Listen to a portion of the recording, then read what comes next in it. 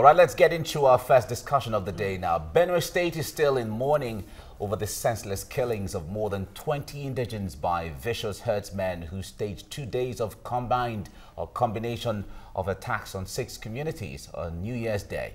And the day after, just as the state was beginning to recover from the attacks, they struck again on Saturday, killing 10 more people. Rampaging herdsmen have since this year carried out deadly attacks on communities in Benue and most recently in Taraba State, where they killed 3 others. All right, Nigerians are unhappy with the developments and are now questioning the federal government's sincerity in tackling the herdsmen crisis. Meanwhile, Benue State has concluded arrangements to give mass burial to the 59 victims of the New Year and Saturday attacks. Governor Samuel Otom has also declared 3 days mourning in preparation for the mass burial.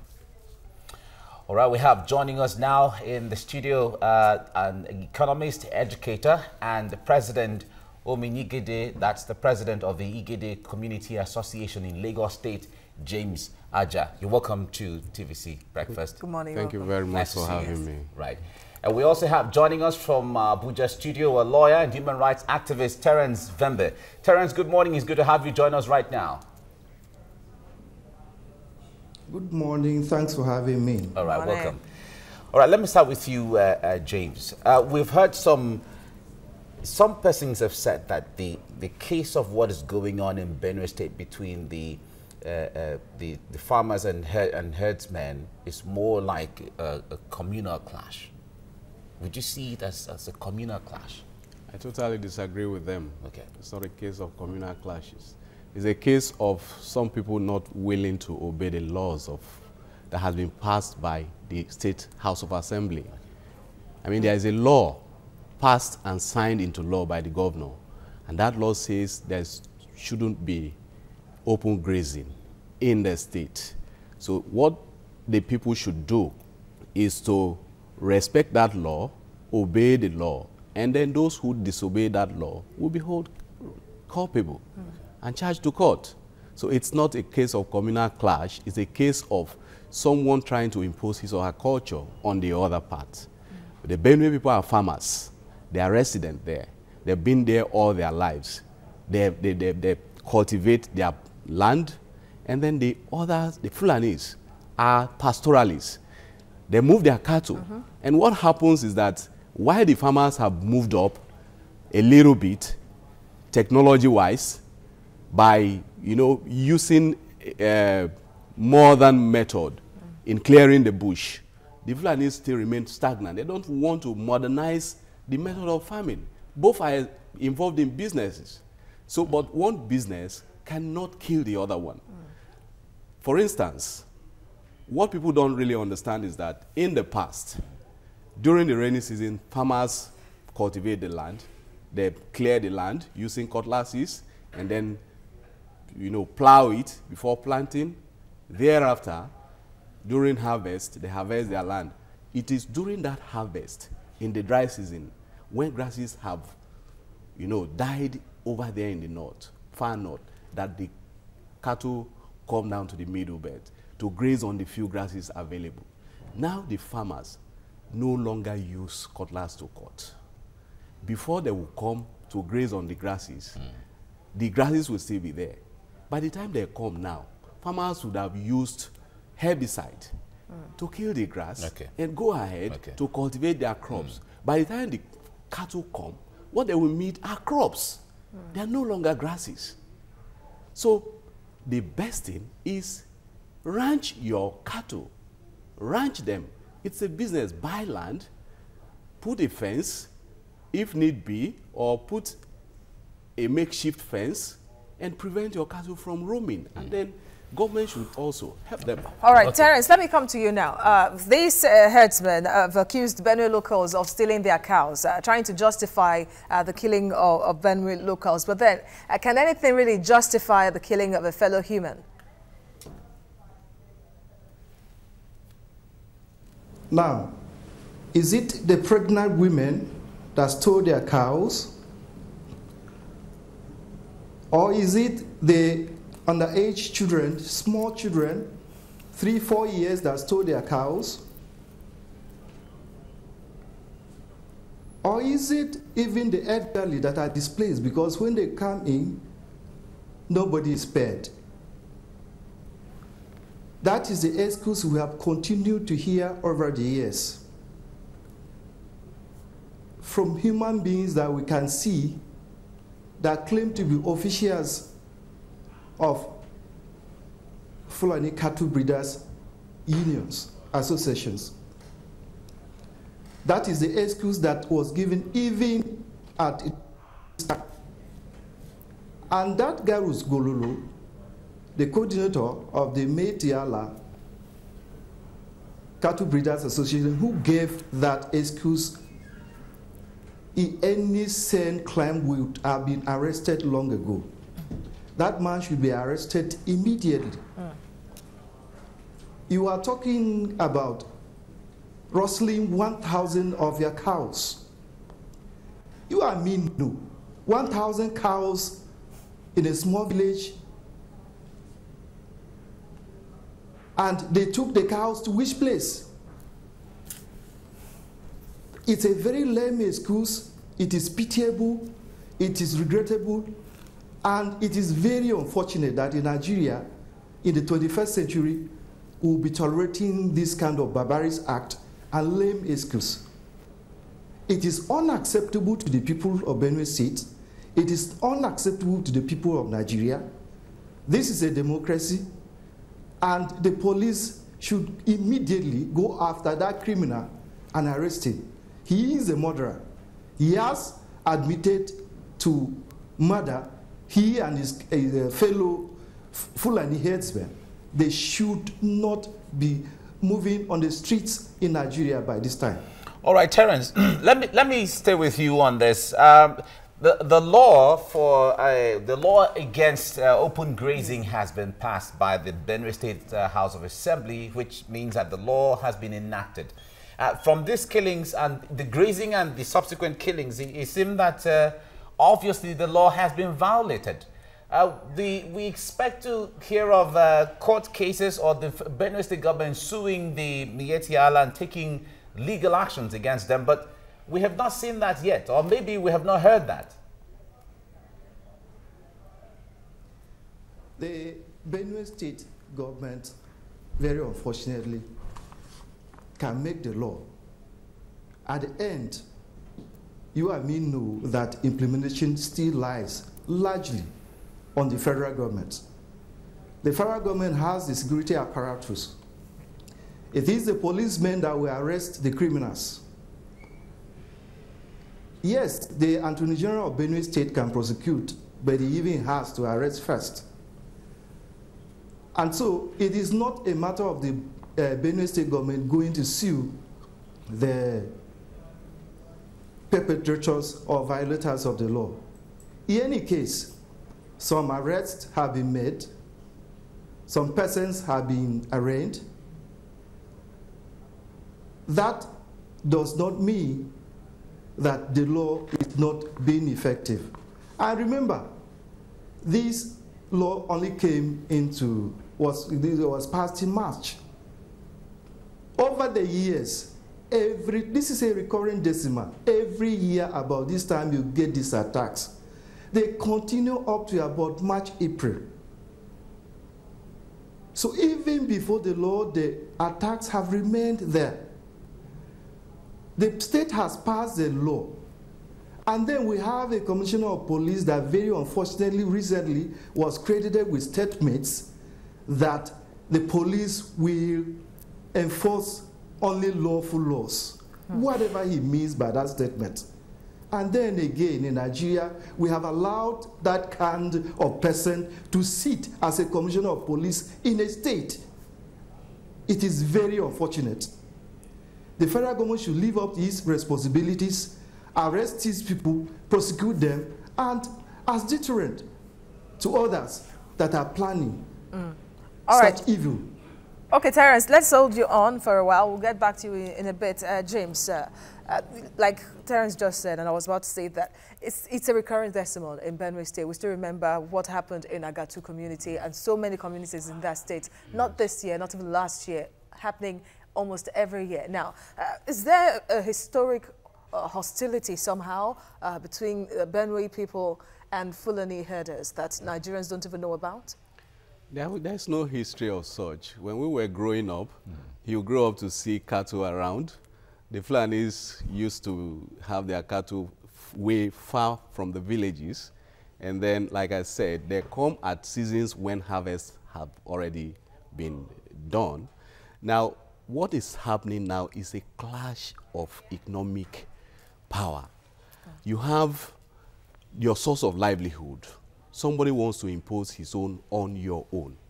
This trend and these people are becoming emboldened by the fact that the government agencies, the government, people who occupy positions of authority are not living up to their responsibilities. That is the reason. If not, how do you explain the fact that someone is coming out openly to say that cattle were stolen and that is why people were killed?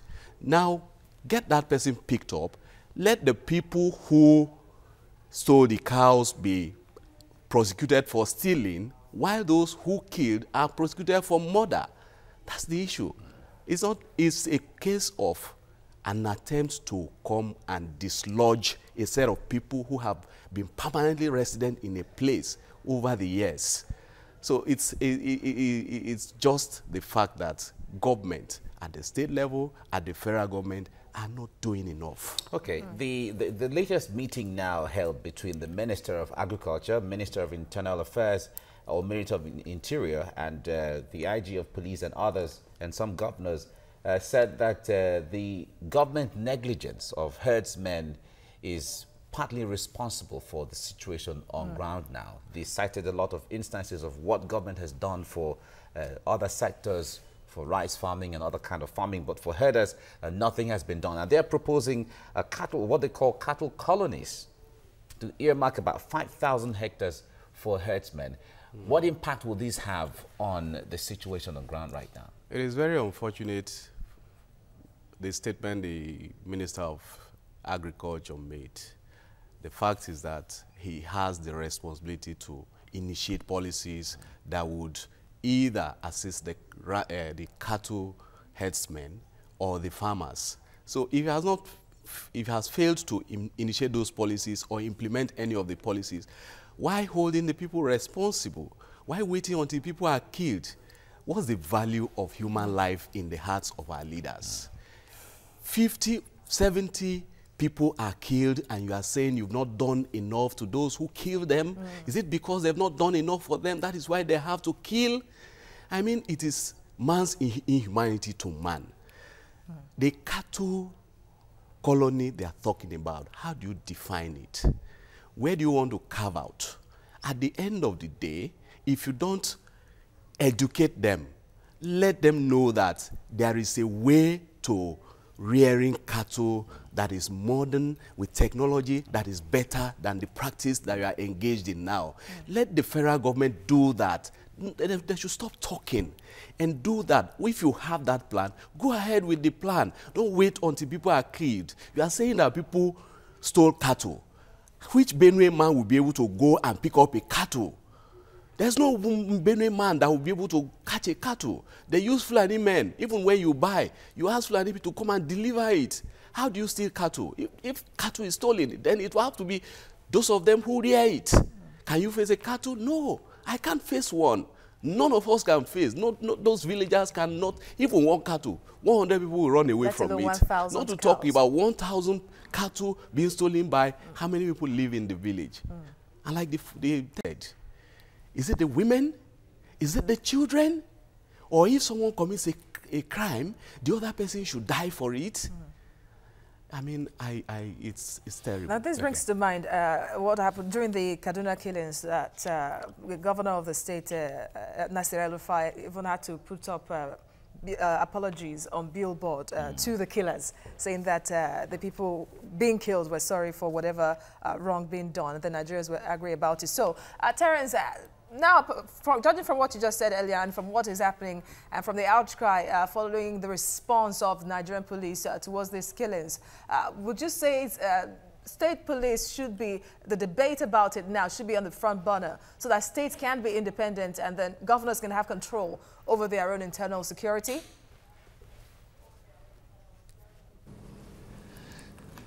In this situation, one will be forced to say yes. Like the Benue state law was a people's law. In fact, that law was not even initiated by the state government. Civil society started this thing, pushed it, the governor saw it, bought into the idea and presented a bill, an executive bill. There were other bills from civil society. Very rigorous public hearings were held, and we arrived at a law that everybody applauded. This is one area that no single dissenting voice came from Benue State. Now, there is adequate provisions for implementation there. The only thing lacking is the coercive power. The vigilante or the livestock guards, very unfortunately, cannot carry the arms that are sophisticated and commensurate for them to carry out this job. So at the end, we are still going to fall back on the SSS, we are still going to fall back on the DSS, so we are still going back to fall back on the police, we are still going to fall back on the army, the Air Force. So at the end, it still comes back to the federal government. Now, they are talking about a law being passed. There is a part of Benue State that we seem to have forgotten about. Since 2013, there is a council ward called Mon in Kwande local government. Since 2013, Mon has been sacked. There is no person living in Mon local council, a whole council ward. These terrorists invaded the place, sacked the community, they have occupied their houses and are grazing freely there.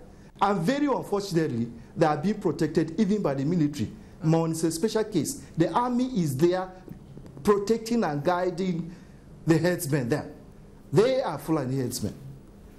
And so, the only person that should be protecting us is refusing completely to act. Mr. President is not acting, whatever are his reasons. On New Year Day, we talked about we woke up to attacks in rivers, attacks in Benue. It didn't take 3 days for the military to go after the cultist, the kingpin, and arrest him and kill him with other members.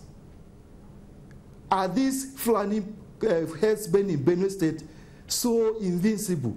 Are they invisible, or somebody somewhere is just protecting them?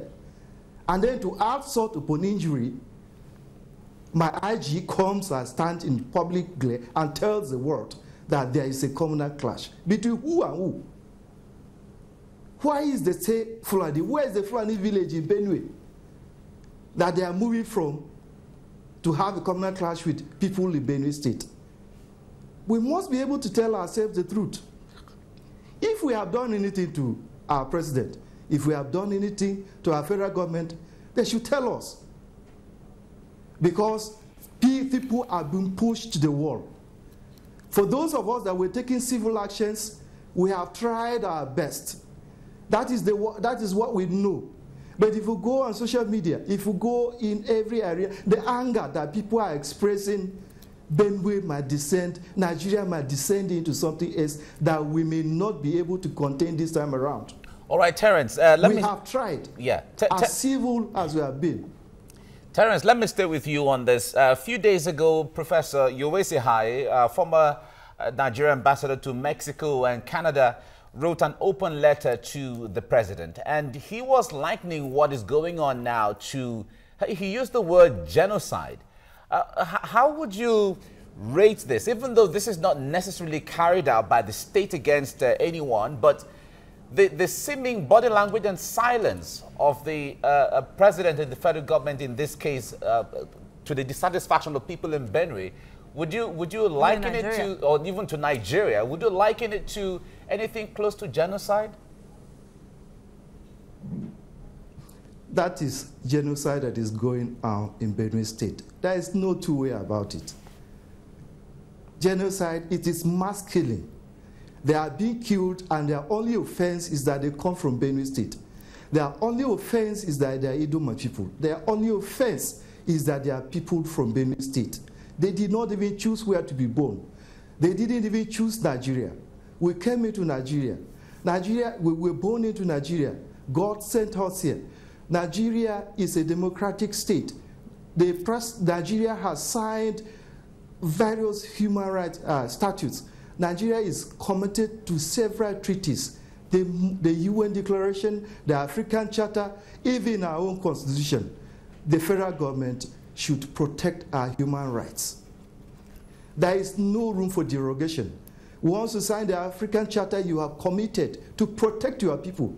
And it does not even matter whether it is the state that is committing the crimes or not, whether it is agents of states that are committing the crimes or not. Once you have signed to the African Charter, the implication of Article 1 of the Charter is that you have sworn to protect the people that you are ruling. The Constitution of Nigeria, you take an oath that you are going to protect your people. Our president is breaking his oath. Our IG is breaking his oath. Our service chiefs are breaking their oaths. They should live up to their oaths and protect the good people of Benue State. If we have done anything, we are sorry. We are sorry. If our only offense is being born in Benue State, we are sorry. They should protect us. All right, James, let me come to you. From what you just said, brought to mind a discussion I had with someone from the north a while back when I saw the way some things were going on in the north, and I asked why that was, and the person said the truth is, and it's a common saying in the north, that there are states that are called Hausa Bokoi, and there are some states that are called Banza Bokoi. Yes. Would you say that is why some things are happening, especially in Benue, Taraba, Adamawa, that a group known as one of the fourth deadliest group in the world is still killing people in your state and some states, and then somehow the president is not talking about it? Well, the issue of Hausa Bokwe and Hausa Banza does not has anything to do with Benue. It doesn't have anything to do with Benue. And the farmers and herdsmen clash. It's not, Benue is in the middle belt. It's not the Hausa Bokwe and Bokwe that are in northwest and northeast, north central. Benue falls within north central. And within this north central, you have the Tiv, you have the Idomas, you have the Igedes in Benue State. Amongst these people, in history, you don't have the Fulanis often come temporarily and relocate back. So it has nothing to do with that. It's just an attempt to impose themselves on the people. And if I would provide a solution, if I would speak about it, I think that both the state government and the federal government should invest in infrastructure, security infrastructure. They complain of no money. If there's no money, you can still do that using the private sector. Banks are operating there. Telecoms operators are operating there. Mount CCTV cameras along the routes that these people pass through. If we have those, if governor can do that, and there is evidence of, pictures showing those who do that, then they are apprehended. So all these are excuses. All these are trying to justify what is not justifiable. For whatever reason will someone hack another person down? For a cow that is stolen? Or for what? Okay, when they graze on the farmer's land, do the farmers kill them? No. The government should disarm all the Fulani herdsmen. Let the farmers who are also unarmed, all of them. Where do they even get their arms from? Where do they get it from? Why are they armed? Someone would say they from used the to black carry market sticks. anyway. They used because a lot of people, the arms proliferation in Nigeria, after the fall of Muammar Gaddafi, the West African region, especially in Nigeria, is said to be housing most of those arms. So you can get them even from the black market. Smuggled in almost on a daily basis. Now, let me ask you this. Someone was saying that there's no enough synergy between the governors in the North Central where these things take place. Benue, Taraba, Nasarawa, Plateau State, Kogi State and all of that. Would you blame that on on the ability to be effective in this issue? There is no synergy between them, and there is no synergy between the federal government and the state government, right. Even the local government. There are several things they can do together. Bring the private sector along too. Call a summit, and then everybody on board, present your cases, and then each of these issues are looked at holistically, and solutions are provided. And government begin to work on those solutions. Like I said, how much does it cost to put CCTV cameras in all the strategic places? People pass through routes. Now, take for instance, there are 13, on the average, maybe 13 wards in each local government. 23 local government, multiply that by 13. You have about 299. That's approximately 300 council wards in Benue. Now, if each ward would have about 10 CCTV cameras mounted in strategic places, that would amount to just 150 million naira. Will the state government tell me that between them, the state government, the private sector, cannot fund that? And then there's a control room somewhere with the synergy between the security agencies working to ensure that movements are being monitored, cows are going to places where they are not supposed to go to, they are checkmated. Why don't we prevent things from happening? And then we wait until when people are killed, then we begin to give lame excuses, you know, excuses that are not justifiable. All right, Terence, do you agree with James on this, or do you have other suggestions on the peaceful and lawful way forward? Now, look, even in this analog stage that we're policing, we do not even, let's even agree, we do not even need CCTV cameras now.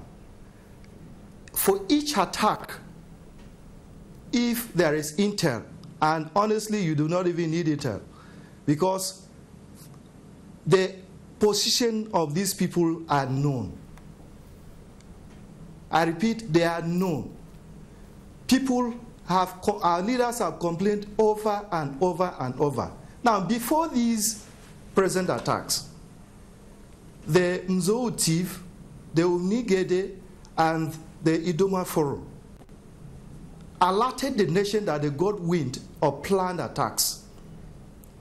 They went round from the president to the service chiefs to even the governors of the zones and reported that there are planned attacks by Beatiala Kotehore, that they are converging at the Cameroon border and by Agatu in Nasarawa State. There were specific warnings. People of that caliber came and warned the nation. There are two things you will do. You either believe them, or if you fake they are lying, arrest them for lying.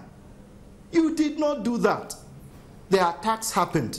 In the past, there is a particular chief, second-class chief in Benue State, Chief Ayo Abonse, used to point out specific areas around Rukubi, all these areas, that these people are here, they are coming to attack on social days, they always came. All right. Terence, we have known that they are coming. Yeah, Terence, we have just 1 minute. Anything. Yeah, Terence, sorry. We have just 1 minute before the end of this, but let me ask you this. There's a statement credited to the leader of the ATLA saying that there cannot be peace except the law, the anti-grazing law in Benue State is amended. Is it likely from this statement that there could still be issues of attacks going forward? Even as at yesterday there were attacks, they will continue.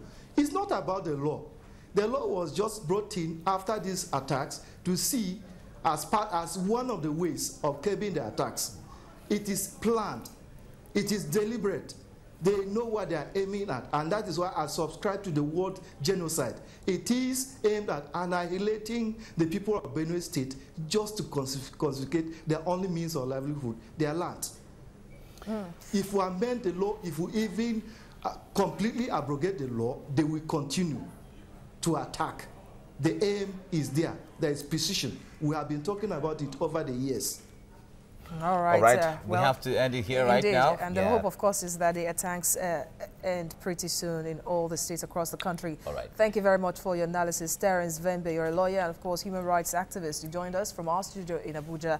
And, of course, thank you as well, James Aja, you're economist and educator, of course, the president of Omnigede in Lagos. Thank you for coming. Thank you for having me. Thank you for coming. Thank you. Thank you.